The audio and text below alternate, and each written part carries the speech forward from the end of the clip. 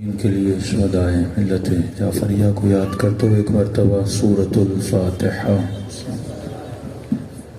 الحمدللہ رب العالمین الرحمن الرحیم اهدنا الصراط المستقیم صراط الذین انعمت علیہم بسم اللہ الرحمن الرحیم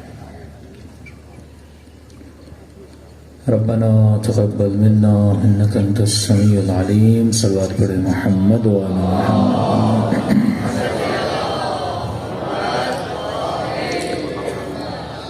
بسم اللہ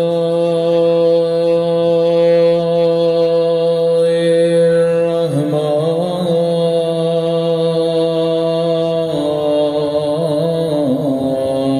الرحیم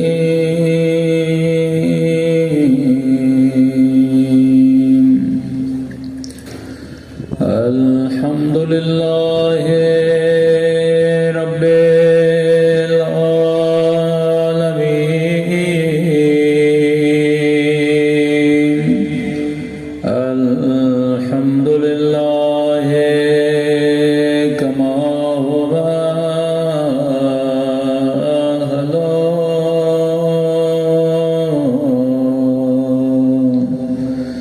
الصلاة والسلام على سيد المرسلين وخاتم النبيين أبي القاسم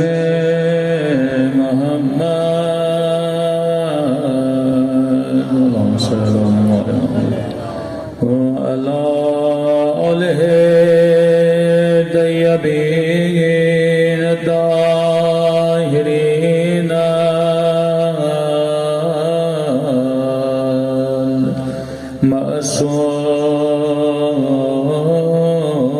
المعصومين۔ سب مل کے اپنے مولا کی دعا پڑھیں۔ اللہم کل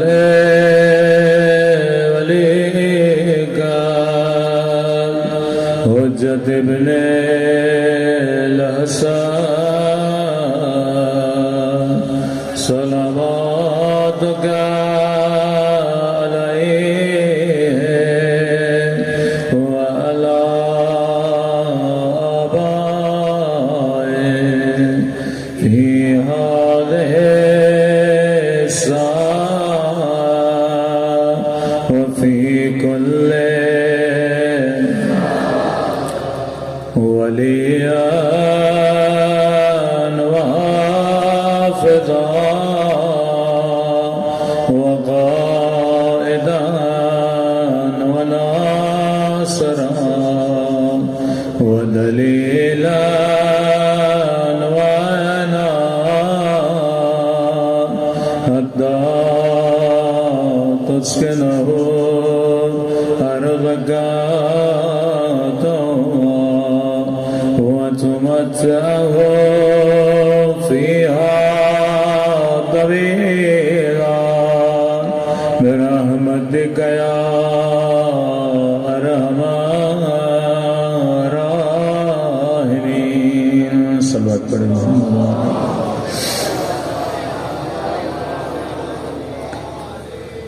بسم اللہ الرحمن الرحیم رب اشرح لی صدری ویسر لی امری واحلل عقدۃ من لسانی یفقهوا قولی۔ اما بعد فقد قال رسول اللہ صلی اللہ علیہ وآلہ وسلم ان الحسین مصباح الہدی وسفینۃ النجاۃ۔ صلوات پڑھے محمد وعلی محمد۔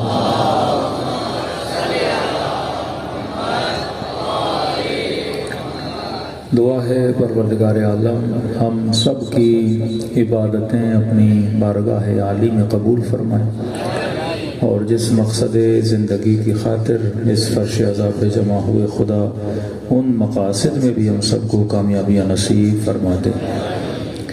مسلسل آپ کی خدمت میں عرض کر رہے ہیں کہ اگر انسان کی زندگی قرآن اور اہل بیت کے بتائے ہوئے اصولوں پر چلے تو انسان دنیا میں بھی کامیاب ہے، آخرت میں بھی کامیاب ہے۔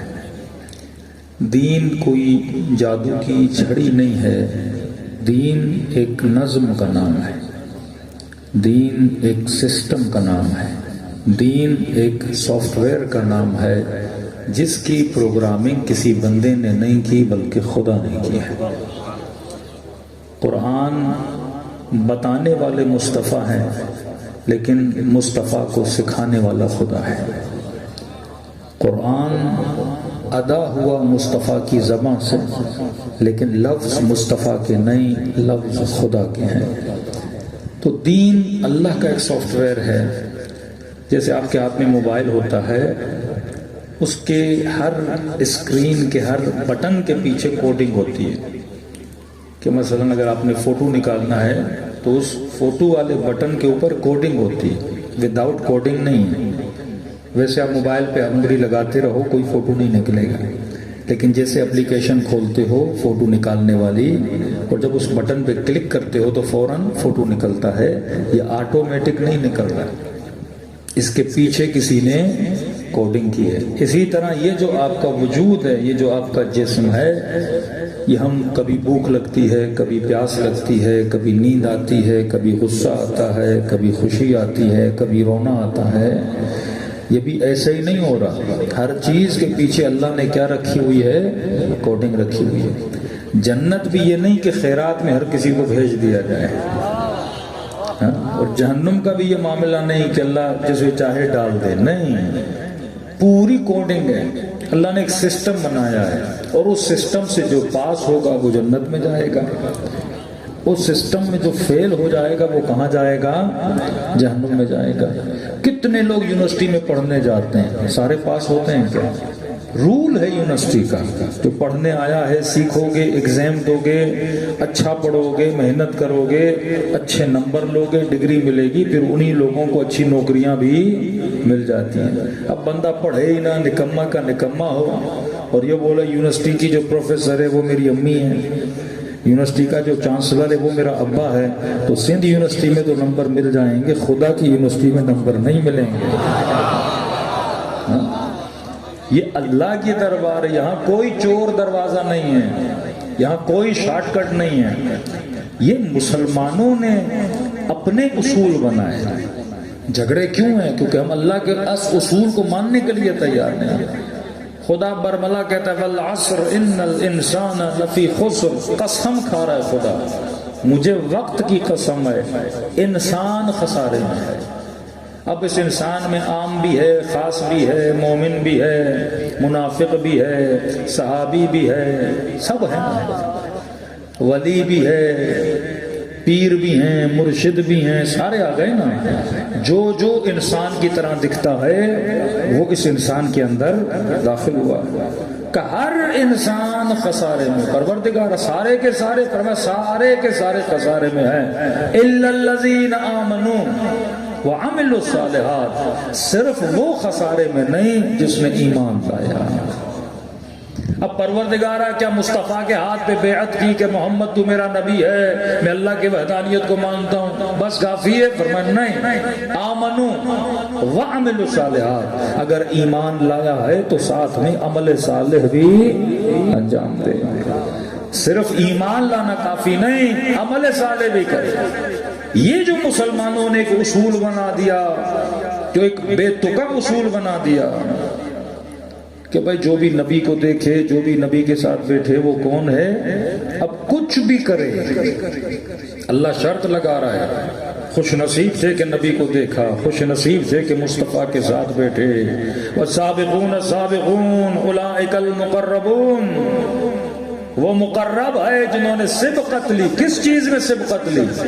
ایمان لانے میں سبقت لی، عمل صالح انجام دینے میں سبقت دی، اور صرف ایمان لائے نہیں، جو ایمان لایا ہے اس ایمان پر باقی رہے اور ایمان پر رہتے ہوئے دنیا سے چلا جائے۔ آج آپ ایمان لاؤ اور کل ایمان سے ہٹ جاؤ، آج بندہ علی والا ہو اور کل علی کے راستے کو چھوڑ دے، یہ تو نہیں ہے نا کہ ایمان لایا ہے ایمان پر باقی رہے۔ آمنوا وعملوا الصالحات وتواصوا بالحق وتواصوا بالصبر۔ پھر اللہ نے عمل کی دو مثالیں دی کہ ہمیشہ حق کے ساتھ رہے، اور حق کے ساتھ رہنے کے لیے بندے کے وجود میں صفت صبر ہونی چاہیے۔ اگر آپ علی کا ساتھ دے رہے اور صبر نہیں ہے، نہیں چل پاؤ گے علی کے راستے پر۔ اگر آپ توحید کے راستے پہ چلو گے اور صبر نہیں ہے، نہیں چل پاؤ گے توحید کے راستے پر۔ اس توحید پہ چلنے کے لیے کبھی ابراہیم کو نمرود کی آگ میں پھینکا گیا، اس توحید پہ چلتے ہوئے کبھی یوسف کو جیل میں ڈالا گیا، اس توحید پہ چلتے ہوئے کبھی حضرت موسیٰ کو قتل کرنا چاہا۔ یہ راستہ بڑا مشکل ہے۔ اس توحید پہ چلتے ہوئے حسین کو کربلا دیکھنی پڑی، اس توحید پہ چلتے ہوئے علی کو 70,000 ممبروں سے گالیاں دی گئیں۔ یہ نتیجہ توحید ہے۔ کہتے تھے علی جو تیرے پاس ہے وہ تجھے مبارک، جو ہمارے پاس ہے وہ ہمیں مبارک۔ 30 سال سے امیر شام شامات کی حکومت کو سنبھالے ہوا تھا، 30 ایئرز۔ کسی خلیفے نے جرت نہیں کی اس کے مقابلے میں آئے۔ کہتے تھے بنو امیہ مذاق تو نہیں ہے نا، مکے کے ایک بہت بڑے قبیلوں میں سے قبیلہ ہے۔ اب پتا تھا بنو امیہ کے ساتھ الجھنا مطلب اپنی حکومت کو خطرے میں ڈالنا، لیکن یہ علی ہے جو خطروں سے کبھی ڈرتا نہیں ہے۔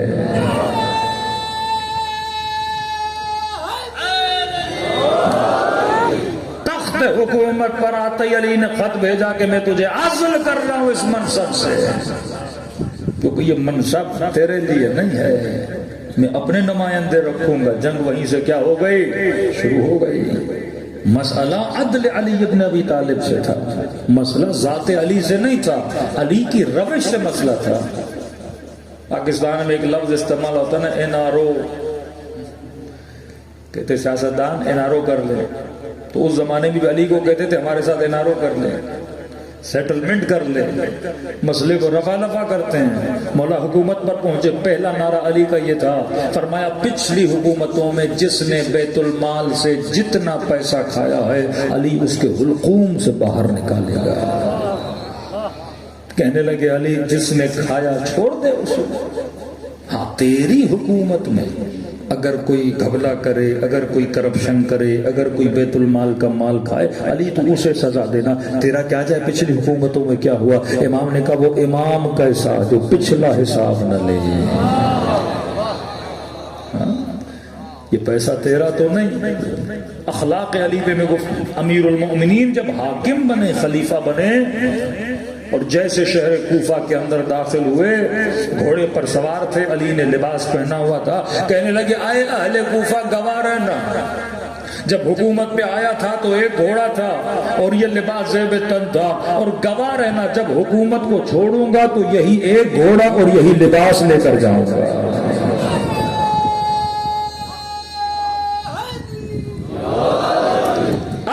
علی ابن ابی طالب، آج تک کوئی ایسا سیاستدان دیکھا ہے جو بولے جب سیاست میں آیا تھا یہ لے کر آیا تھا، جب سیاست سے جاؤں گا تو یہ لے آتا ہے تو کچھ نہیں ہوتا، جاتا ہے تو پوری قوم کا مال لے کے چلا جاتا ہے۔ بڑے سے بڑے آفیسر جب ریٹائر ہوتے ہیں تو ارب پتی ہوتے ہیں، بھئی پیسہ کہاں سے آیا؟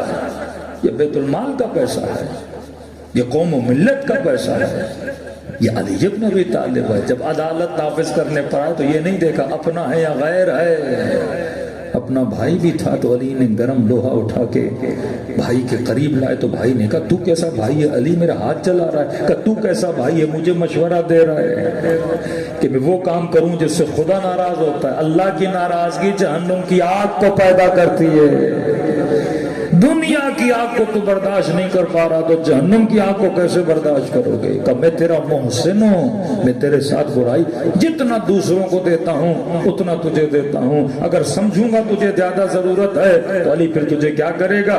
عطا کرے گا۔ سارا مسئلہ امت میں اصولوں کا مسئلہ ہے، ہم اس اصل پہ نہیں چلنا چاہتے جو قرآن نے بتایا، جو سیرت اہل بیت میں پتا چلا۔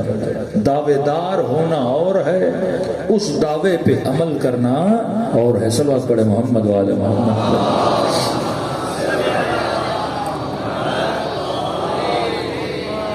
وَأَجِّلْ فَرَجَهُمْ۔ آج سب سے بڑا مسئلہ ہمارے دعوے دار ہونے کا ہے کہ معصوم نے کربلا آتے آتے ہی جملہ کہا کہ دین لوگوں کی زبان کی چٹخاری کا نام ہے۔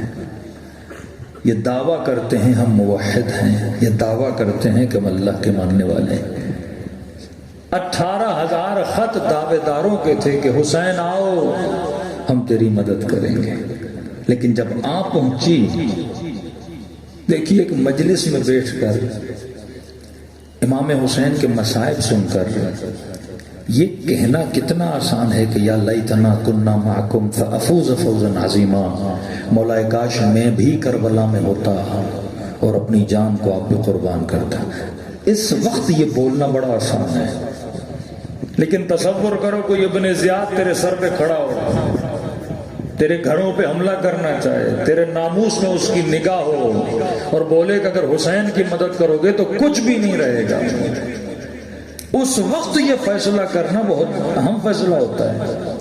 عام حالات میں بندہ صحیح رہے یہ کوئی بڑی بات نہیں ہے، مشکل حالات میں بندہ صحیح کام کرے، یہ اصول اہل بیت ہے۔ کسی نے کہا مولانا فلاں بندے نے 20 سال سے کسی نامحرم کو نہیں دیکھا۔ میں نے کہا یہ کون سا بندہ ہے؟ 20 سال ہو گئے۔ کہا مولانا کسی نامحرم کو نہیں دیکھا، بڑا نیک بندہ ہے۔ بعد میں پتا چلا 20 سال سے جیل میں تھا۔ ہاں بھائی، یہ نیکی تھوڑی ہے کہ بندہ گناہ کر ہی نہ پائے اور بیلے میں نے کیا نہیں، کہ فلاں صاحب نے 50 سال ہو گئے کسی خاتون کو نہیں دیکھا، پھر پتا چلے جناب تھا ہی اندھا۔ اس کا کیا فائدہ؟ گناہ کی طاقت رکھے پر گناہ نہ کرے۔ امام حسین ایک بد دعا دیتے پورا لشکر تباہ ہو جاتا۔ فرمایا یہ شجاعت اس چیز کا نام نہیں کہ بندہ صرف مارے اور دھاڑے۔ آپ نے علی کی خیبر سنی ہے، علی مولا کی خندق سنی ہے، تبھی وہ آپ کے بھائی آپ سے سوال کرتے ہیں کہ علی کے گھر پہ حملہ ہو گیا، علی نے تلوار نہیں اٹھائی، کیسے ممکن ہے؟ جو خیبر میں لڑے، جو خندق میں لڑے۔ میں نے کہا صرف تلوار لڑانا شجاعت نہیں، کبھی کبھی تلوار کو نیام میں رکھنا بھی شجاعت ہوتی ہے۔ یہ ظرف امیر المومنین ہے کہ وہ کیسے مولانا؟ میں نے کبھی کسی نے تجھے بازار میں گالی دی تو اسے تمیز سکھانے کے لیے آ جاتا ہے، کبھی کوئی بازار میں تیری توہین کرے تو ایک چاپڑ اس کے چہرے پہ رکھتا ہے، غصہ کرتا ہے اس کے اوپر، لیکن یہی تیری توہین تیرا باپ تیرے ساتھ کرے، تیری ماں تجھے 2-3 سنا دے، غصہ تو وہاں پر بھی آتا ہے نا۔ بازار میں کوئی بولے تو وہاں اپنا دفاع کرنا شجاعت ہے، اور گھر میں اگر ماں کچھ بولے تو ماں کے سامنے خاموش رہنا شجاعت ہے۔ کہاں پہ میں نے غصہ کرنا ہے، کہاں پہ میں نے غصہ نہیں کرنا، شجاعت یہ تھوڑی ہے۔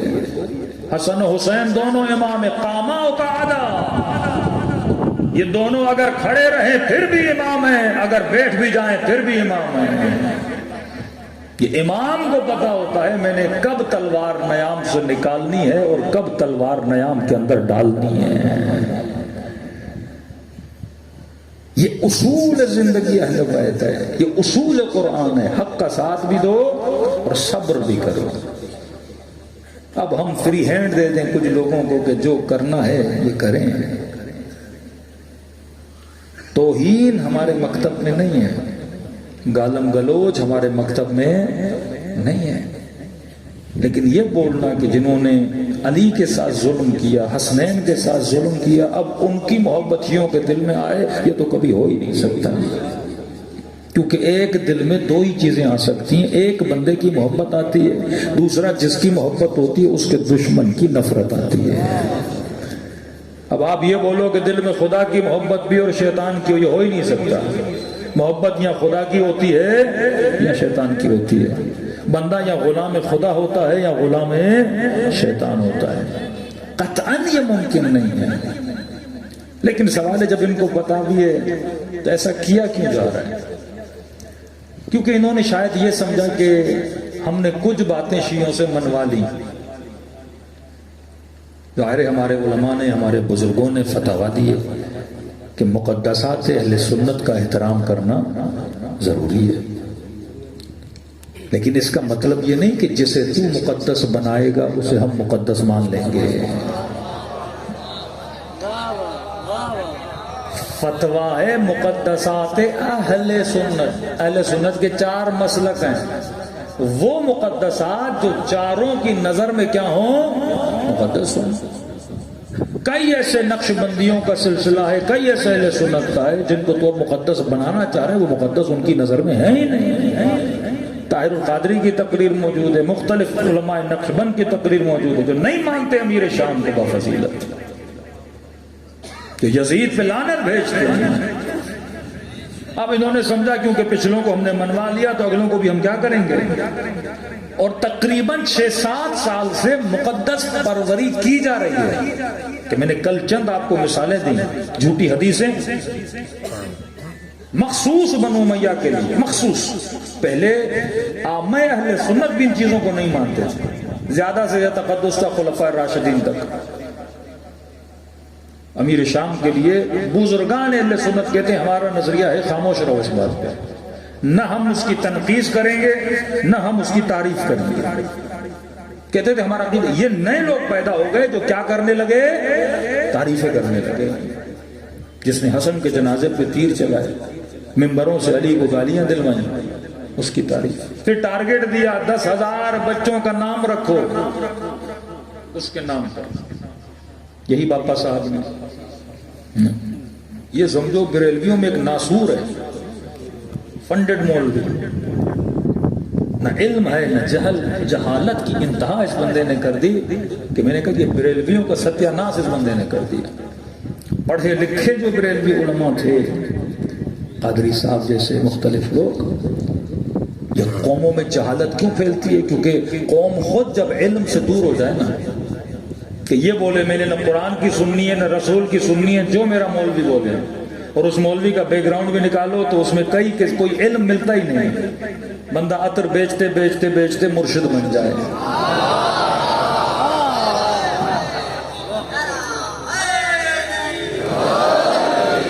معیار جب بندے کا گر جائے، اور یہی کوشش عالم تشیع میں کی گئی کہ شیعوں کا بھی معیار گراؤ. ہمارے ہاں امامت کے لیے بھی معیار تھا کہ امام بھی کون ہوگا؟ عالم ہوگا، باب مدینۃ العلم ہوگا، سلونی کا دعویٰ کرنے والا ہوگا، صاحب عصمت ہوگا. ہمارا چیلنج ہے ہمارے کسی بھی امام سے کوئی چھوٹی سی چھوٹی خطا ڈھونڈ کے دکھاؤ. زندگی دعاؤں سے، عبادات سے، علم سے، سوال جواب سے. اصلاً میں ایک اور چیلنج کرتا ہوں، میں کہتا ہوں ہمارے اماموں میں سے کسی بھی ایک امام کا کوئی استاد دکھاؤ. نہیں ملتا. کہ کسی نے علی کو پڑھایا ہو ماں سوائے رسول، کسی نے حسن و حسین کو پڑھایا ہو ماں سوائے علی، کسی نے زین العابدین کو پڑھایا ہو ماں سوائے حسین. ہر امام دوسرے امام سے علم لے رہا ہے. ایک مدرسہ دکھاؤ، ایک ٹیچر دکھاؤ، نہیں ملے گا. لیکن ہم تجھے بتاتے ہیں امام حنیفہ کا استاد کون تھا.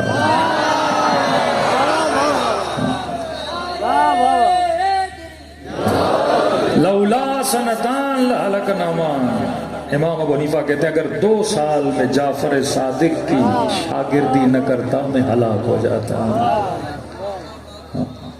جس کو بھی مدینے میں مشکل پیش آتی تھی وہ علی سے پوچھنے جاتا تھا. یہاں تک کہ امیر شام معاویہ ابن ابی سفیان کے لیے ہے، کسی کو سوال ہوا، اس نے کہا جواب جا کے علی سے پوچھ.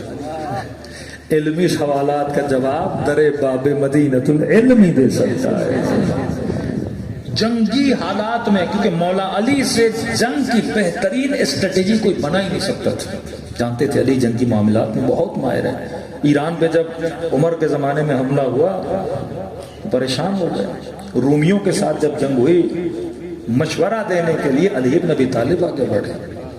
کہ جنگ کیسے جیتی جاتی ہے. اپنے لوگ امام نے اس جنگ میں بھیجے کیونکہ مسئلہ سلطنت اسلامی کا تھا. مسئلہ کبھی ذات کا ہے ہی نہیں کہ مولا کہیں کہ میں مدد نہیں کروں تاکہ یہ جنگ اگر ہارتے تو کوئی شخص نہ ہارتا، مسلمان ہار جاتے. اور میں کہوں علی مدد کیوں نہ کرتے؟ کیونکہ علی کو پتا تھا جس سرزمین کو فتح کیا جا رہا ہے فتح یہ کریں گے، حکومت علی والے کریں گے.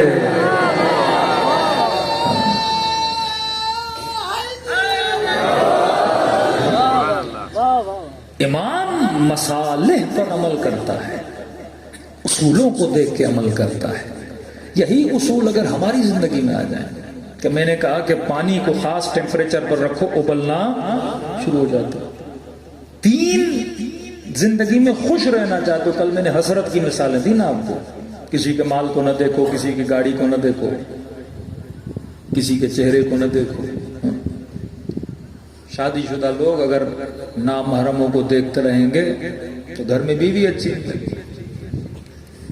جس طرح تو بڑی بڑی گاڑیوں کو دیکھ کے پھر چھوٹی گاڑی تجھے اچھی نہیں لگتی. خوشی تیری زندگی سے ختم ہو جائے گی. حسرت بھرے وجود کو لے کے گھر آئے گا. ایک بھوکھا آدمی بازار سے ہوتا ہوتا ہوتا ہوتا ہوتا بریانیاں، چرغے ورغے ٹکے وکے دیکھ کے گھر پہنچے اور بیوی دال بنا کے پیش کرے. تو یہی تو حسرت ہے نا. صبح سے شام تک تو فلمیں دیکھے گا، ڈرامے دیکھے گا.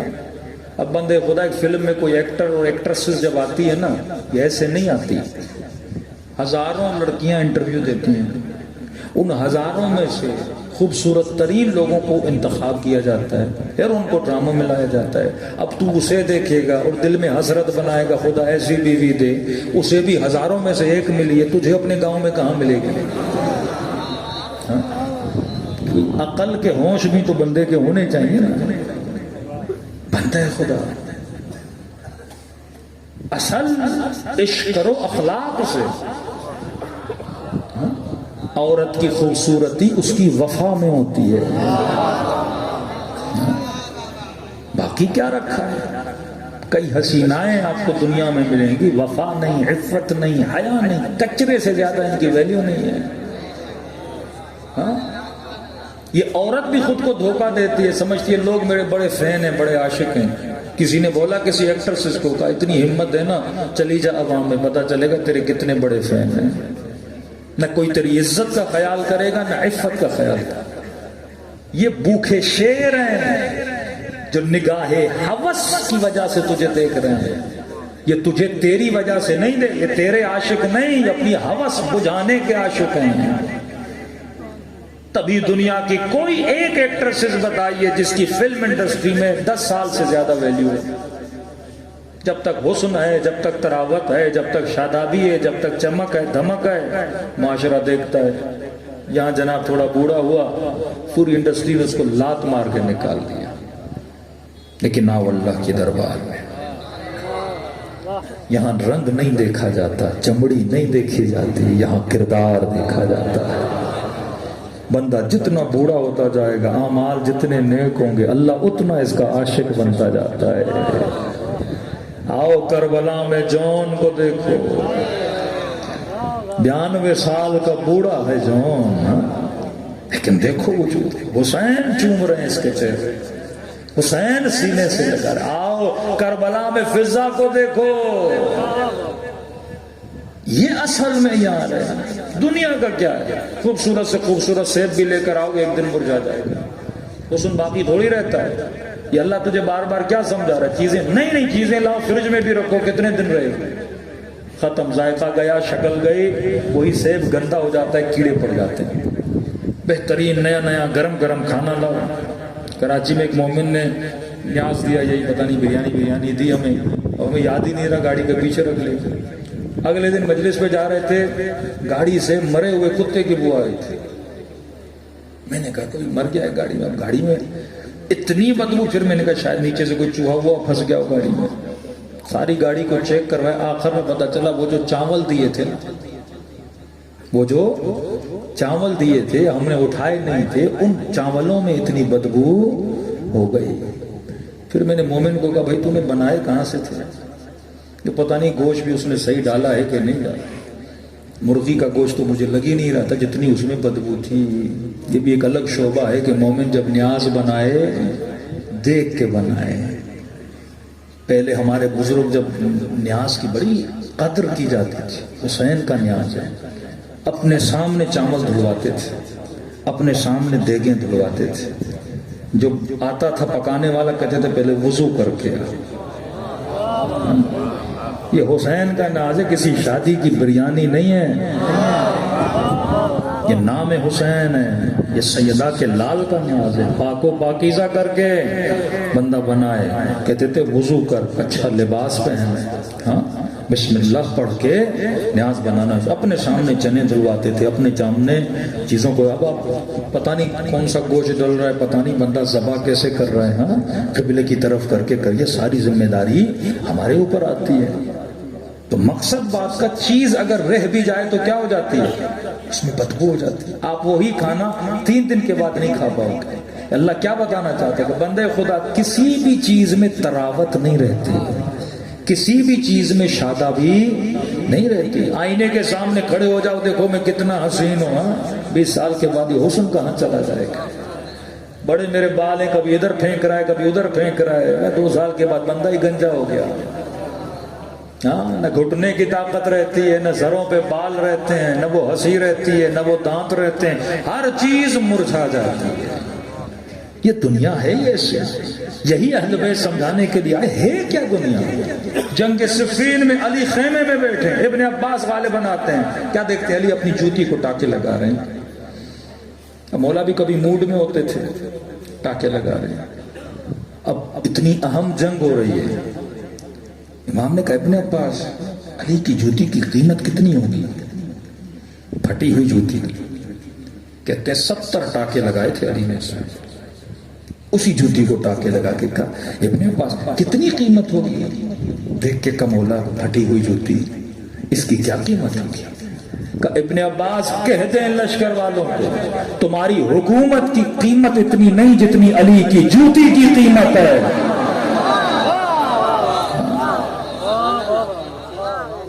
کبھی کا یہ حکومت اور تخت مچھر کے پر کے برابر بھی نہیں ہے. کبھی کہا حیوان کے ناک سے جو پانی بہتا ہے نا, وہ زیادہ قیمتی ہے تمہاری حکومتوں کی جگہ پہ. کبھی یہ مت سمجھنا علی حکومت کے لیے امیر شام سے لڑ رہا ہے. اگر حکومت لینی ہوتی میں 28 سال گھر نہ بیٹھتا, نہ ہی میں نے خواہش کی تھی مجھے حکومت دو. تم میرے گھر میں آئے, میرے حسنین کو تم نے اپنے قدموں میں ڈالنا شروع کر دیا کہ یہ خوف آیا کہ مولا کہیں ایسا نہ ہو حسن و حسین اس بھیڑ کے نیچے آ کے جان نہ دے دیں. تم نے تلواریں علی کے گلے پہ لا دی کہ علی ہاں حکومت کر. تو میں حکومت کا خواہش مند نہیں تھا, نہ ہی علی کے دل میں حکومت کی کوئی ہوس ہے. ہوس سے حکومت رکھے تو دنیا والے رکھیں, علی کیوں رکھے؟ اور فرمایا جب عوام بلائے تو امام پہ لبیک کہنا لازم آ جاتا ہے. میں آیا, اب آیا ہوں تو حکومت اللہ کے طریقے سے کروں گا, حکومت مصطفیٰ کے طریقے سے کروں گا. امت جب اصول چھوڑ دینا, جب اللہ کے بتائے وہ اصول کو, یرثھا عبادی صالحین, خدا کہتا ہے میرے زمین کا ورثہ عباد صالحین کو جو نیک بندے ہیں. پہلے تو ثابت تو کرنا علی کے مقابلے میں آنے والا صالح تھا, حسین کے مقابلے میں آنے والا صالح تھا. ایسی ایسی من گھڑت حدیثیں. کل بھی ایک بندہ سنا رہا تھا, یعنی ان کو شرم نہیں آتی, بورڈ رکھ کے شاگردوں کو مدرسوں میں ایسی حدیثیں پڑھ کے سناتے ہیں جو صراحتاً قرآن کے خلاف ہیں. حاکم ظالم بھی ہو, حاکم کافر بھی ہو, حاکم مشرک بھی ہو, حاکم شرابی بھی ہو, حاکم زانی بھی ہو, لیکن تمہیں حق نہیں نبی نے فرمایا اس کے خلاف قیام نہ کرنا. اگر کوئی حبشی غلام بھی آ جائے جس کے سر کے بال لال کشمش کی طرح دبے ہوئے ہوں اور فاسق بھی ہو, فرمایا کبھی اس کے خلاف قیام نہ کرنا, کیونکہ ڈر ہے کہ امت میں کیا ہو جائے, فتنہ ہو جائے. پھر اسی اصول پہ رسول نے عمل کیوں نہیں کیا؟ مکے کے کفار کے خلاف کیوں قیام کیا؟ پھر موسیٰ نے فرعون کے خلاف کیوں قیام کیا؟ پھر ابراہیم نے نمرود کے خلاف کیوں قیام کیا؟ اسی سوچ کو رکھتے ہوئے مسلمان آج تک ذلتوں میں باقی رہے. کہ یزید کے خلاف آواز نہیں اٹھائی، بنو عباس کے خلاف آواز اٹھانے کی جرت نہیں ہوتی تھی، کہتی تھی حاکم کے خلاف آواز نہ اٹھایا کرو۔ مسلمانوں میں اگر کسی میں ریولیشن آئی تو کس مکتب میں آئی؟ شیعوں میں آئی۔ شاہ ایران کے خلاف اگر قوم نے قیام کیا تو شیعہ قوم تھی نا، ورنہ آج تک عرب ممالک میں بادشاہت کسی نے قیام کیا اپنی بادشاہت کے خلاف؟ نہیں، کیونکہ حرام مانتے ہیں، شرعاً حرام مانتے ہیں۔ ہمارے یہاں حسین کی سیرت یہ ہے کہ اگر ظالم ہو تو اس کے خلاف آواز اٹھاؤ، ان کے آئے ظالم ہو تو آواز نہ اٹھاؤ، چپ کر کے کوفیوں کی طرح گھروں کے اندر بیٹھ جاؤ، جو اس نے کرنا ہی کرے۔ حسین نے کہا نہیں، یہ سیرت میرے نانا کی نہیں ہے۔ تو دو اصول بنے، ایک جو مسلمانوں نے خود بنائے، ایک وہ اصول جو پروردگار عالم نے بنائے، جو ہمت کا اصول، عزت کا اصول تھا کہ جاہلوں کے پیچھے نہ لگنا، علم کے پیچھے جانا۔ تیرا امام بھی عالم ہے، اور نسلوں کو بتانا کہ پیروی بھی کن سے کریں؟ اہل علم کی پیروی کریں۔ صلوات پڑھے محمد و آل محمد۔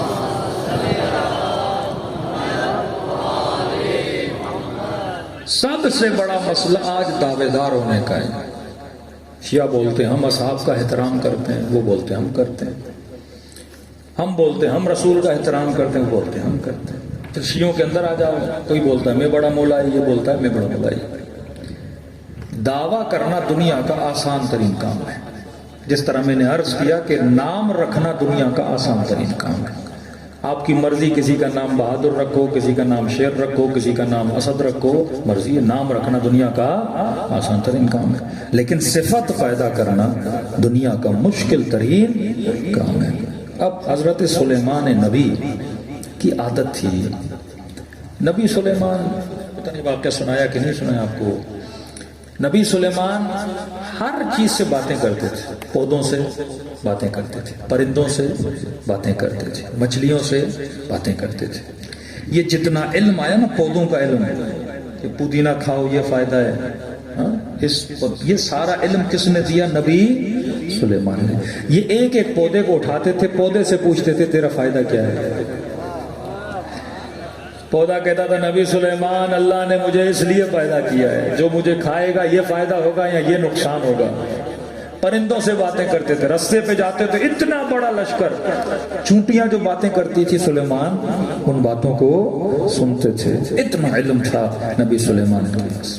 ایک مرتبہ گزر رہے تھے، ایک درخت پہ ایک چڑیا، ایک چڑا، نر اور مادہ۔ اب یہ چکر صرف انسانوں میں نہیں ہے، چڑیوں میں، حیوانوں بھی ہیں۔ اب یہ چڑا جو ہے چڑیا کو بہلا رہا تھا، راضی کرنے کی کوشش کر رہا تھا کہ تو راضی ہو جا مجھ سے شادی کرنے کے لیے۔ چڑیا مان ہی نہیں رہی تھی۔ اب سلیمان گزر رہے ہیں اور ان کی باتیں نبی سلیمان کے کانوں تک پڑیں، کیونکہ چڑے نے ایک بات کی جو حضرت سلیمان کو اچھی نہیں لگی، اس میں ذکر تھا حضرت سلیمان کا۔ اب اسے نہیں پتا کہ نبی سلیمان وہ اپنے عشق و عاشقی میں لگا ہوا تھا، اور نیچے حضرت سلیمان جو ہیں گزر رہے تھے اپنے چند سپاہیوں کے ساتھ۔ اب چڑا چڑیے کو بولنے لگا کہ مجھ سے شادی کر لے، وہ کہتی نہیں کروں گی۔ اب وہ بڑے بڑے وعدے کرنے لگا، دعوے کرنے لگا۔ دعویٰ کرنا آسان، نبھانا مشکل۔ کئی خواتین کہتی ہیں مولانا اس بدبخت سے شادی نہ کرتی۔ میں نے کہا کیوں کی؟ کہا اس نے یہ بولا تھا۔ میں نے کہا جو بولا تھا وہ چھوڑ دے، دیکھ اس کے پاس کیا ہے کیا نہیں ہے۔ دعووں پہ بہلاؤ نہیں خود کو، میں یہ کر دوں گا، میں وہ کر دوں گا، نہیں بھائی جو ہے وہ بتاؤ، جو کرو گے وہ دیکھا جائے گا۔ بندہ فیصلے کرے پریزنٹ پہ، حال میں رہ کے فیصلے، فیوچر اللہ کے ہاتھ میں جو ہوگا سو ہوگا۔ کسی کو تھوڑی پتا ہوتا آگے کیا ہوگا، بھائی کل تو سانس ہی نہ لے پائے مر جائے تو میں کیا کروں گی؟ ہاں آج میں فیصلہ، اب میں چڑیا کو یہ کروں گا، میں وہ کروں۔ چڑیا مان ہی نہیں رہی۔ اس نے کہا دیکھ اگر تو مجھ سے شادی کرے گی نا، میں تیری خاطر اپنی چونچ سے سلیمان کا تخت اٹھاؤں گا اور جا کے دریا میں پھینک دیں۔ سلیمان حیرت سے دیکھنے لگے، تیری چونچ کتنی ہے، میرا تخت کتنا بڑا ہے۔ جس کے لیے کہا کہ کون لے کر آئے گا، آصف ابن برخیا نے کہا کہ انا آتی کا قبل ان یرتد بہ طرفک، اور ایک چڑا بولے کہ میں اپنی چونچ سے تخت اٹھا کے تیرے کے لے کر آؤں گا. جس طرح آج کل کے جوان کہتے ہیں نا ستارے توڑ کے آئیں گے، یہ کر دیں گے، وہ کر دیں گے، ہاں بس تو شادی کر لے، میں بس 21 گریڈ کا آفیسر بن جاؤں گا. دعوے سلیمان کو بہت برا لگا، دونوں کو کہا ادھر آؤ. نبی سلیمان کی خدمت میں آئے. کیا بول رہا تھا؟ میرا تخت اٹھائے گا اپنی چونچ سے. کہ تو چھوٹا سا پتھر نہ اٹھا سکے، میرا تخت کیسے اٹھائے گا؟ کہنے لگا نبی سلیمان المحب لا یلام کا مذاق کر رہا تھا. محبوب کی ملامت نہیں کرتے. المحب لا یلام، محبوب کی ملامت، محبوب کو ڈانٹتے نہیں ہیں. کہ محبت میں بندہ بہت کچھ بول جاتا ہے. نبی سلیمان اب میں بھی محبت میں بولے جا رہا تھا، مجھے بھی پتا ہے میں آپ کا تخت نہیں اٹھا سکتا. اب یہ جملہ پھر حضرت سلیمان کو اچھا لگا، کم از کم اقرار تو کر رہا ہے محبت میں بندہ بہت کچھ بول جاتا ہے. اب نبی سلیمان نے سفارش کرنا شروع کر دی. چڑیا کو بولا اتنا اصرار کر رہا ہے تو بھی مان جا، اتنی بڑی بڑی چھوڑ رہا ہے کہ میں تخت سلیمان کو اٹھا لوں گا، تو بھی مان جا، ضد کس بات کا، بندہ اتنا بول رہا ہے. تو کہنے لگی نبی سلیمان ایک نمبر کا جھوٹا ہے. ہوا مدعی، کیا کر رہا ہے؟ دعویٰ کر رہا ہے، دعوے دار ہے. میں نے کئی چڑیاؤں سے یہی باتیں اس کو کرتے ہوئے سنی ہیں. جس کے پاس جاتا ہے یہی باتیں کرتا ہے. نوجوان کہتے ہیں مولانا تیر مار رہے ہیں کہیں تو لگ جائے گا، کوئی تو بے وقوف پھنس جائے گا نا. جس کے پاس جاتا ہے یہی بولتا ہے. شادی کر لے تو سلیمان کا تخت اٹھا کے پھینک دوں گا، یہ کر دوں گا، وہ کر دوں گا. کا ایک نمبر کا جھوٹا ہے. میں مان جاتی لیکن اگر اپنے دعوے میں سچا ہوتا. کہتے ہیں اتنا اثر کیا نا چڑیا کی باتوں نے سلیمان پہ. میرے معصوم امام فرماتے ہیں 1 ہفتہ سلیمان اپنے محل سے باہر نہیں نکلے. 1 ہفتہ روتے رہے مصلی عبادت پہ. کہ خدا چڑیا نے سلیمان کو بیدار کر دیا، خطرے کی گھنٹی بجا دی ہے اس نے کہ یہ دعویٰ کر رہا ہے، 1 نمبر کا جھوٹا ہے، یہ اپنے دعوے میں سچا نہیں. کہ پروردگارہ کہیں ایسے تو نہیں، ہم بھی تیرے ساتھ بڑے بڑے دعوے کرتے ہیں، ہم بھی دعوے میں سچ. کسی نے سوچا میں جو کہتا ہوں سچا ہوں کہ نہیں؟ لبیک یا حسین کے نعرے لگاتے ہیں کہ واقعاً بلاوا آئے گا، ہم سچے ہیں. حج پہ مسلمان جاتے لبیک اللہم لبیک ان الحمد والنعمت، سب کچھ تیرا ہے خدایا. کہ ہم واقعاً ہیں ایسے کہ یہاں سے کچھ شیطان وہاں جا کے شیطان کو کنکریاں مار کے آتے ہیں.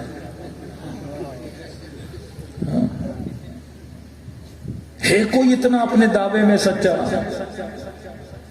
نماز میں کھڑے ہوتے ہیں اللہ اکبر، خدا تو سب سے بڑا ہے. پیسہ سامنے آ جائے بھائی بسم اللہ بابا دے دو، جیب میں ڈال دو. ادھر اللہ کو بڑا بول رہا ہے، ادھر پیسے کو، ادھر رشوت کو، ادھر جھوٹ کو، ادھر مکاری کو. یہ صرف دعوے ہیں، کھوکھلے دعوے ہیں. سلمان بننے کا مطلب یہ ہے بندہ دعوے کا سچا ہو. کل عرض کیا نا کہ کربلا والوں کی ایک صفت یہ تھی، ان کے وجود میں خوف خدا تھا. اور خوف خدا کی نشانی کیا تھی؟ بندہ اللہ کو ہمیشہ کیا مانے؟ ناظر مانے. ہم دعویٰ کرتے ہیں خدا دیکھ رہا ہے، پر اس دعوے پہ ذرہ برابر عمل نہیں کرتے. اصل یہ ہے جو تو کہہ رہا. آیت اللہ بہجت کے پاس اتنے جوان جاتے تھے. آج کل تو ایک بڑی عادت ہے نا، مولانا نصیحت کریے. میں نے کہا 1-1.5 گھنٹہ پھر ہم کیا کر رہے تھے مجلس میں بھائی؟ تو 1-1.5 گھنٹہ تجھے کچھ سمجھ میں نہیں آیا کہ پرسنل پوچھ رہا ہے نصیحت کریں. اب ہمیں کرنی ہے تو وہ کر دو پرسنل. ہر بندہ آوا آغا بہجت کے پاس مولانا نصیحت کریے نصیحت کریے نصیحت کریے. آغا بہجت نے کہا میری سب سے بڑی نصیحت یہ ہے اے میرے لال جتنا پتا ہے اس پہ عمل کر. یہ نصیحت ہے. زیادہ نصیحتیں نہ لے, پہلے جو سنا ہے نا اس پہ کیا کر, عمل کر. ضمیر کی آواز پہ لبیک بول.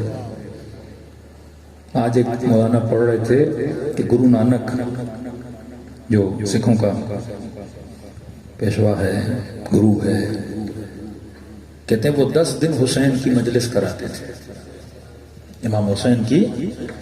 تو اس کے مرید اس کے پاس ہے کہ گرو صاحب حسین ہے مسلمانوں کا گرو, شیعوں کا گرو, وہ کرائیں تو بات سمجھ میں آتی ہے, آپ کیوں کراتے ہو حسین کی مجلس؟ آپ تو ہمارے گرو ہو, جو حسین ان کو کہے وہ مانے, آپ جو ہمیں کہو گے ہم آپ کی مانیں گے. تو کہتے گرو نانک نے کہا میں جو کہوں مانو گے؟ اس نے کہا آپ ہمارے گرو ہیں, جس طرح وہ حسین کی مانتے ہیں اس طرح جو آپ ہمیں بولیں گے ہم آپ کی ماننے کے لیے تیار ہیں. تو گرو نانک نے کہا اگر تجھے کہوں ماں سے شادی کر, کرو گے؟ کہ نہیں. کہ بہن سے شادی کرو گے؟ کہ نہیں. کہ کیوں نہیں کرو گے؟ کہ ضمیر نہیں مانتا. کہ اسی ضمیر کو حسین بولتے ہیں.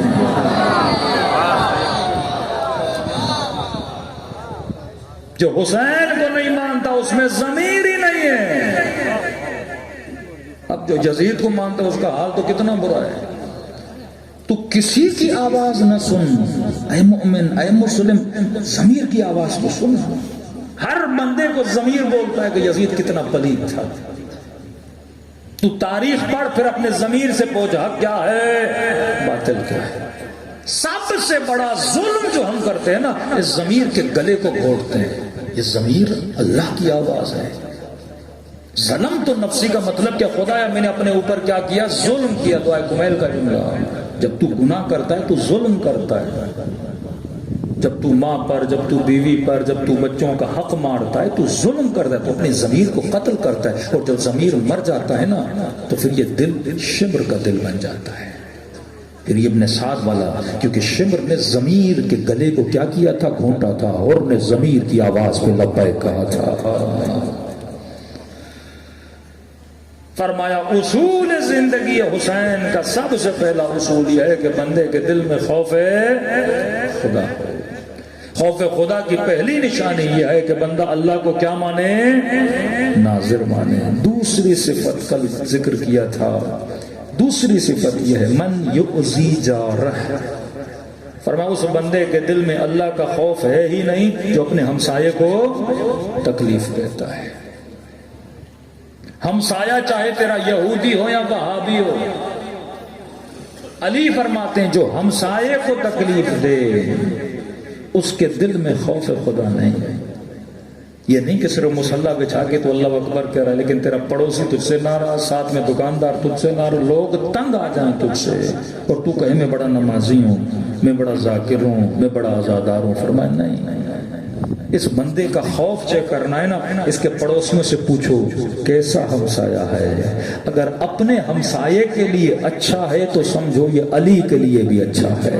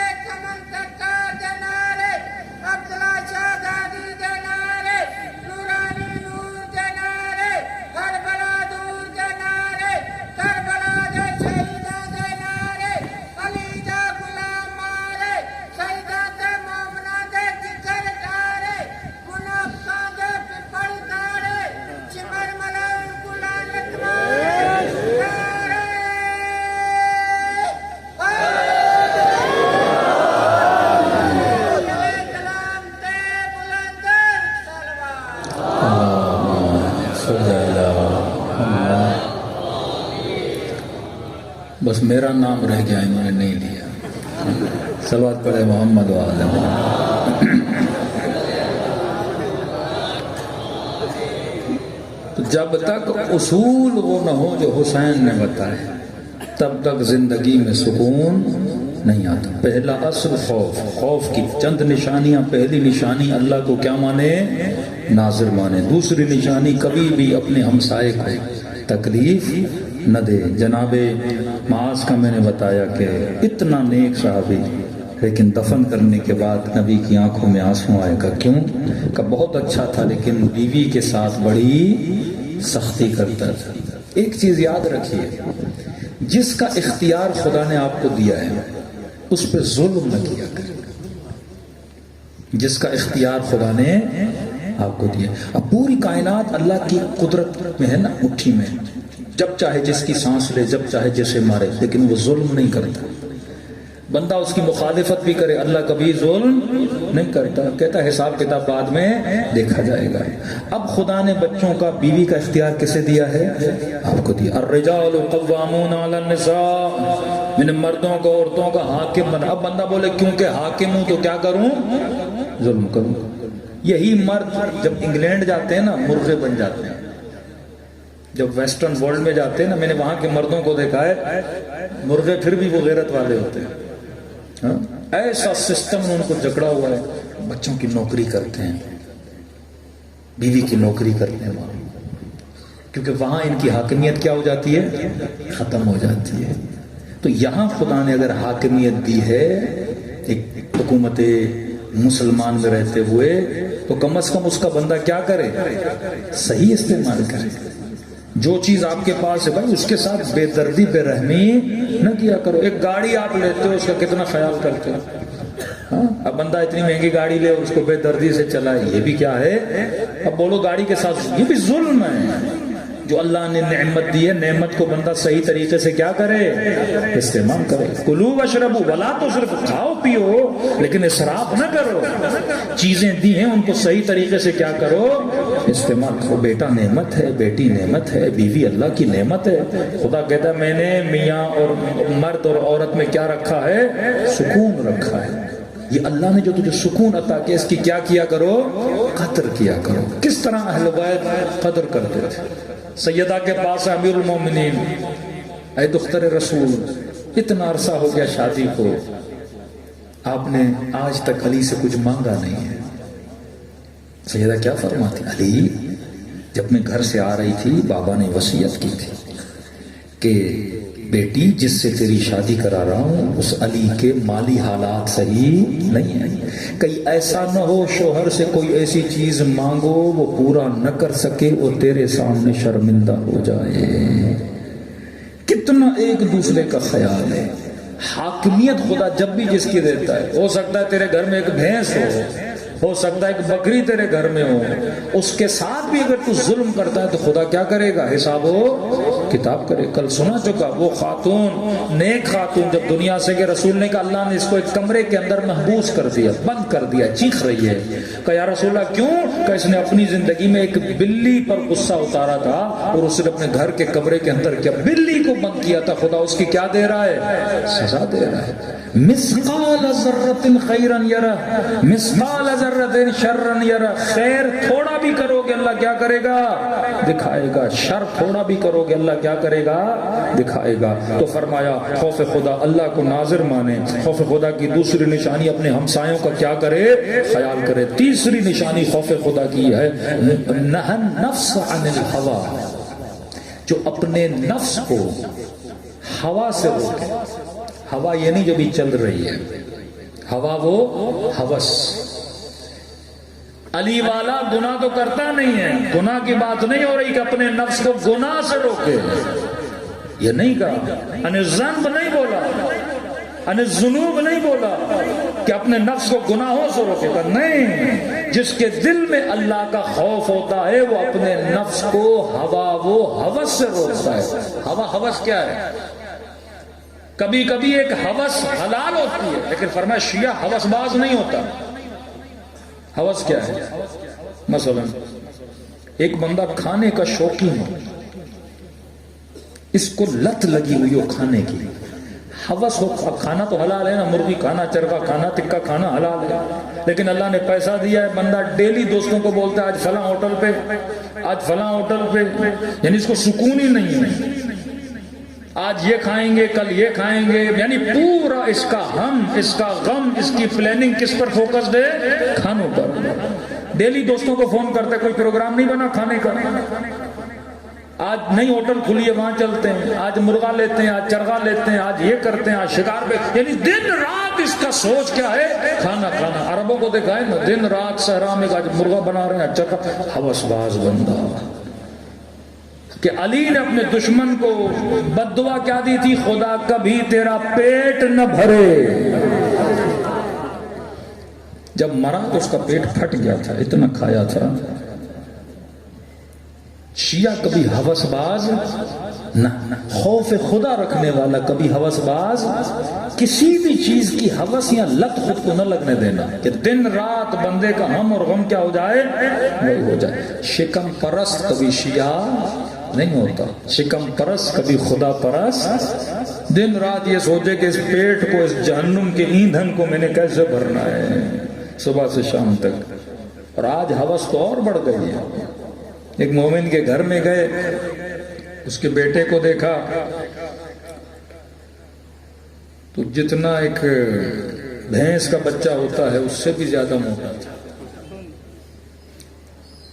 میں نے کہا تیرے بیٹے کو دیکھ کے مجھے اندازہ ہو رہا ہے یہ برگر کھا کھا کے ایسا ہو گیا ہے، شکل برگر والی بن گئی ہے۔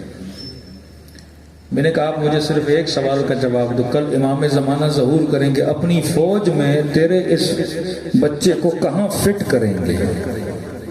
نہ یہ دوڑ سکتا ہے، نہ کوئی چیز اٹھا سکتا ہے۔ صرف یہ تو نہیں کہ بچوں کو بندہ کیا سکھائے؟ نماز و روزہ سکھائے، یہ بھی سکھاؤ کہ اس نے کھانا کیا کھانا ہے، کیسا کھانا ہے۔ 3 صفات بتائیں کھانے کی، کھانا حلال بھی ہو، طاہر بھی ہو، طیب بھی ہو۔ ہم صرف حلال کھا رہے ہیں، طاہر کھا رہے ہیں، لیکن طیب کی صفت ہے ہی نہیں۔ حلال ہو مطلب بکرا ہو، مرغی ہو، حلال چیزیں ہو۔ طاہر ہو مطلب جب اسے کاٹو تو اچھے سے دھو کے پاک کرو، پاکیزہ کھانا۔ طیب کا مطلب کیا ہے؟ طاہر بھی ہے، حلال بھی ہے، لیکن یہ دیکھو یہ کھانا تیری صحت کے لیے فائدے مند بھی ہے کہ نہیں ہے۔ ہر ہوٹل پہ بیٹھ کے چائے نہ پیا کرو، ہر ہوٹل پہ جا کے کھانا نہ کھایا کرو، ہر طرح کے کھانے نہ کھایا کرو کہ 3 دن پھر پیٹ بھی خراب رہے اور ہاسپٹل کا بھی خرچہ تجھے کرنا پڑے۔ کھانے وہ کھاؤ جو حلالن طیبن طاہرا، 3 صفات پائی جاتی ہوں۔ فرمایا ہوس باز، ایک ایک چیپٹر پہ مجلس ہو سکتی ہے۔ کبھی کبھی کچھ لوگوں کی شہوت کی ہوس ہوتی ہے۔ کیا مولانا گناہ تو نہیں کر رہا، نکاح کر رہا ہوں؟ کثرت نکاح بھی ہوس کی نشانی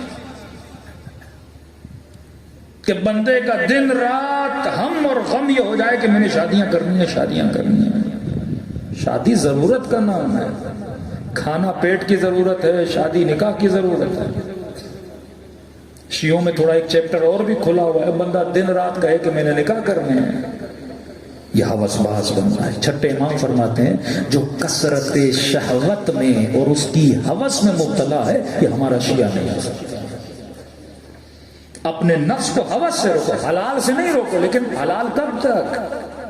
جتنی ضرورت ہے انسان کے جسم کی، انسان حلال کو، پیٹ میں بھوک لگی ہے کھانا کھاؤ، اب پیٹ بھر گیا پھر بھی کھائے جائے کھائے جائے کھائے جائے، یہ ہوس ہے۔ اپنی نیڈز کو، اپنی ضرورتوں کو ان کی ضرورتوں کے مطابق کیا کرو؟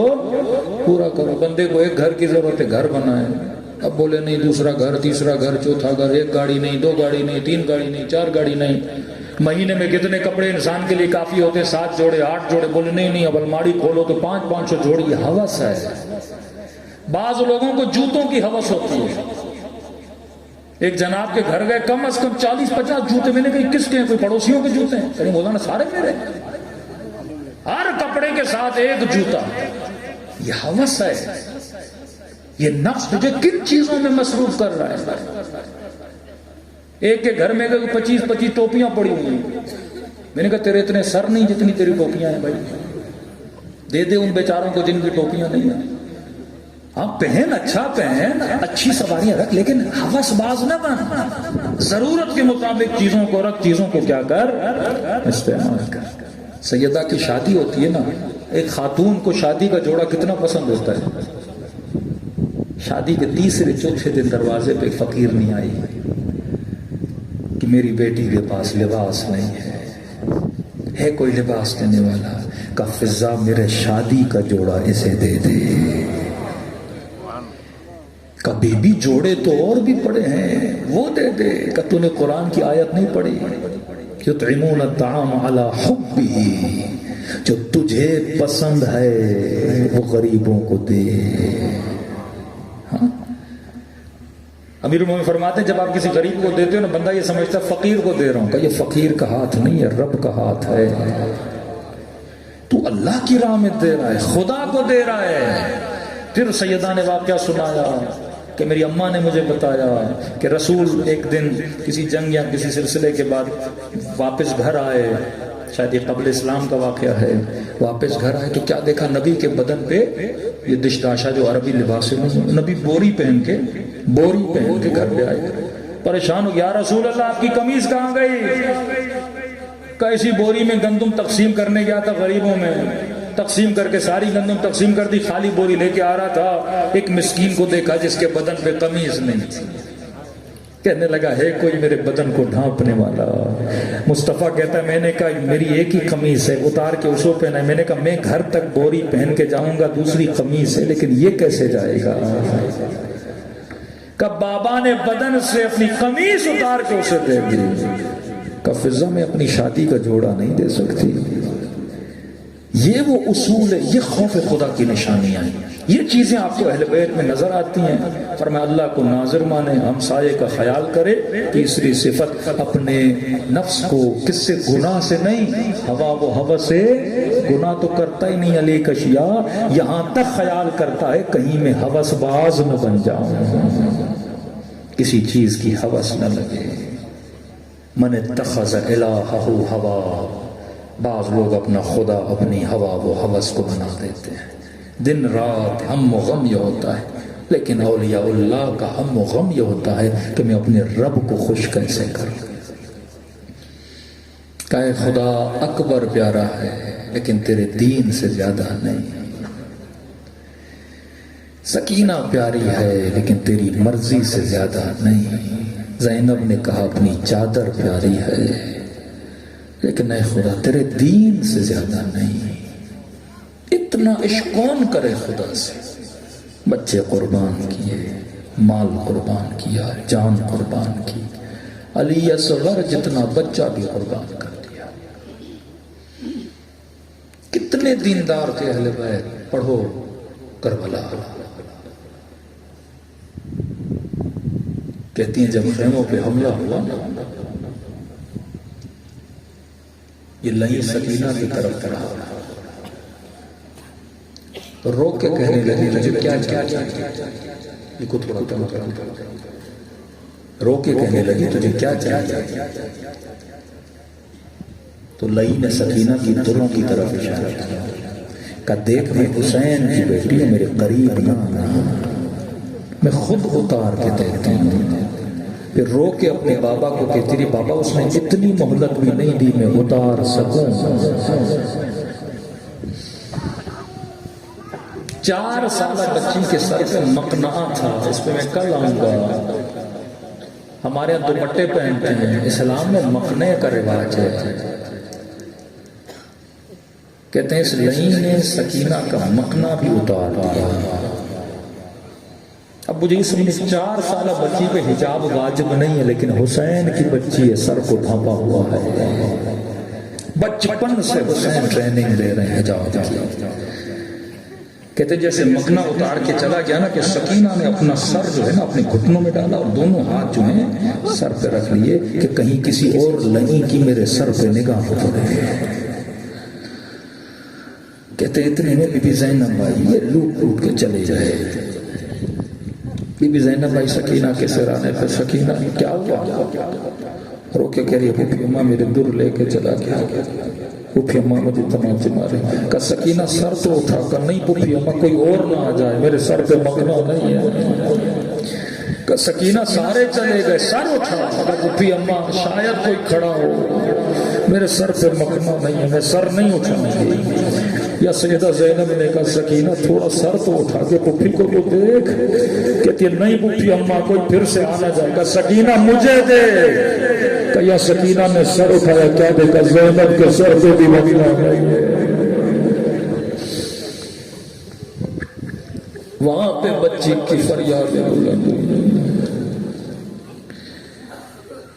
اس قدر اہل بیت محتاط تھے میرے عزیز. پتھر مارتے تھے کہتے تھے مارو یہ باغی کی بہن ہے. کہتی تھی پتھر مارو لیکن میرے حسین کو باغی نہ کہنا. میرا حسین نمازی تھا. برداشت نہیں کرتی تھی کوئی حسین کی طرف غلط نسبت دے. عزت نفس کا خیال رکھو. کبھی کوئی تیرے اوپر غلط نسبت دے کبھی برداشت نہ کرنا. کا مذاق اپنی جگہ پہ نسبت غلط نہ دیا کر. شیعہ کبھی غلط نسبت کو برداشت نہیں کرتا. فرمایا میرا حسین نمازی تھا پتھر مارنے ہیں مار لیکن میرے حسین کو باغی نہ بول. یہ وہ دین ہے جس کے لیے حسین نے تجھے بلایا. یہ وہ کشتی حسین ہے. یہ رنگ اپنے اندر پیدا کر پھر دیکھ دل پہ کیسے معرفت کے چشمے پھوٹتے ہیں. خلوص دل سے اپنے حسین کو سلام کریں. السلام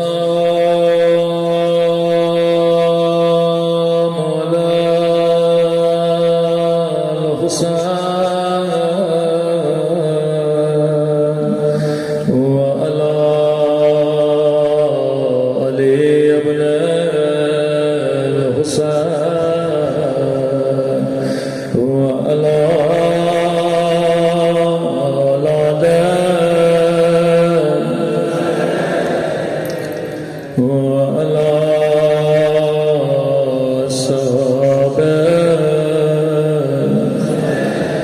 سب مل کے السلام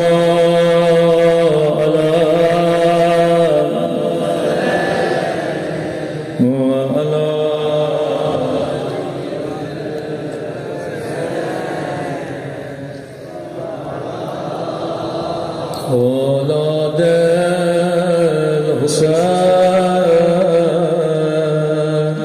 وعلی صحابہ. بلند آواز سے السلام علی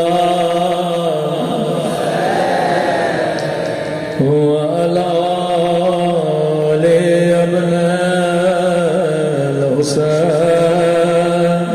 وعلی اولاد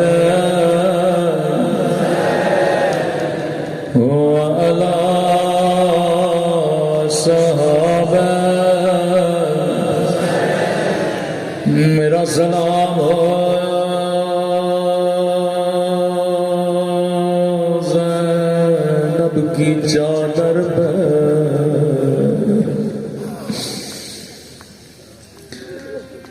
میرا سلام ہو زین العابدین کے آنسوؤں پہ. رات کی اندھیری راتوں میں فریاد کر کے کہتے تھے بابا علی خیبر فتح کرنا آسان خندق فتح کرنا آسان لیکن بابا ماں بہنوں پھوپھیوں کے ساتھ شرابی کی دربار میں جانا بڑا مشکل ہے.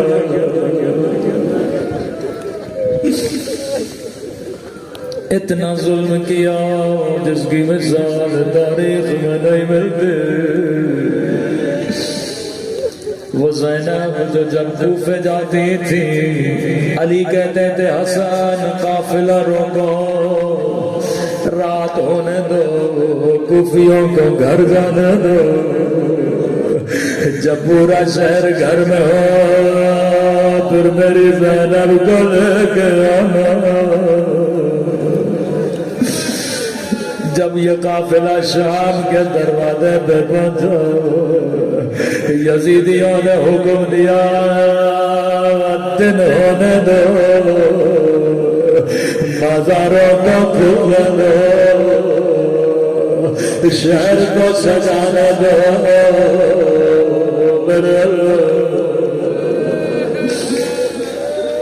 کیا گزری ہوگی سیدہ زینب صرف مسلمانوں نے پتھر نہیں مارے عجیب روایت اتنی مظلومیت ایک یہودی دوڑتا ہوا ابن سعد کے پاس آیا کہنے لگا اے سعد جتنے پیسے چاہیے جتنی دولت چاہیے لیکن علی کی بیٹیوں کو سب سے پہلے میرے محلے سے گزارو میں قربان علی تیرے مظلومیت لینے کا کافی وقت تو قافلے کو اپنے محلے میں لے جا مجھے اتنے پیسے دے لینے پیسے لیے زینب کا قافلہ یہودیوں کے محلے میں داخل ہونے لگا یہ یہودی خوشی کے عالم میں دوڑتا ہوا اپنے محلے میں گیا کہنے لگا یہودی مردوں یہودی عورتوں جس کے باپ دادا کو علی نے مارا جس نے علی سے بدلہ لینا میں علی کی بیٹیوں کو دادی بنا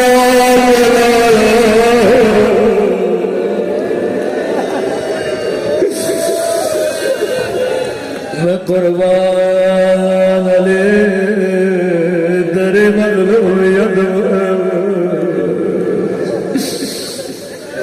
یہ یہودی میون عورتیں چھتوں پہ چڑھ گئے جھولیوں کو پتھروں سے بھر لیا یہاں کٹے ہوئے سر محلے میں آنے لگے قیدی رسیوں میں بندھی ہوئی بیویاں آنے لگی ایک یہودی ملونہ عورت نے پتھر لیا جن کے ہاتھوں میں کٹے ہوئے سر تھے ان سے کہنے لگی بتا ہولی کے بیٹے کا سر کہاں ہے میں کسی اور کو نہیں ماروں گی میں علی کے بیٹے کو ماروں گی خولی نے کہا یہ حسین کا سر ہے راوی کہتا ہے سر لئی کے گھر سے دور تھا لئینا عورت نے اپنے سونے کا ہار اتارا خولی کے قدموں میں پھینکا کہتی ہے میرے قریب میں اسے پتھر مارنا چاہتی ہوں یہاں سر قریب لینا نے پتھر لیا یہاں اس کا ہاتھ کر گیا ہاتھ نیچے آیا یہ منظر سکینہ دیکھ رہے تھے یہ منظر دیکھ رہے تھے یہاں حسین کے سر سے خون جاری ہوا سکینہ کی میری عادت بلند ہاں میرا غریب بابا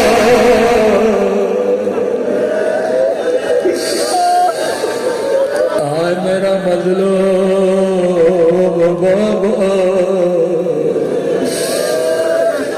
جیسے اس نے پتھر مارا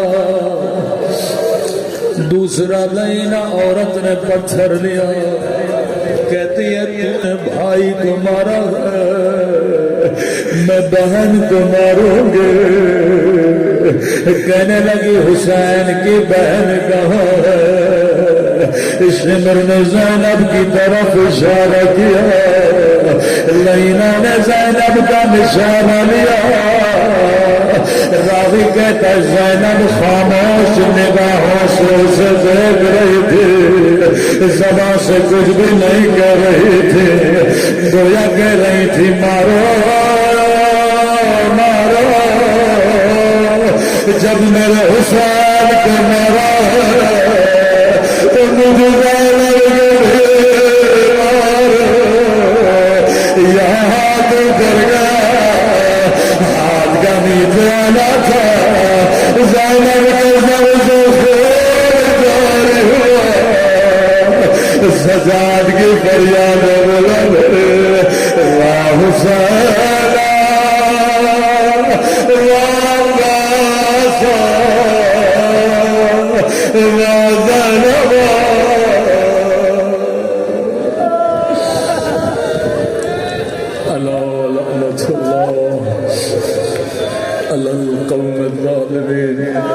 اے خدا تجھے حسین کے زخمی سر کا واسطہ، تجھے زینب کے زخمی سر کا واسطہ، پروردگارہ ہمارے مولا اور آقا امام کا ظہور فرما، سب کے مولا کے آوان اور انصار میں شریک فرما، جو قرضدار ہیں ان کے قرضوں کو ادا فرما۔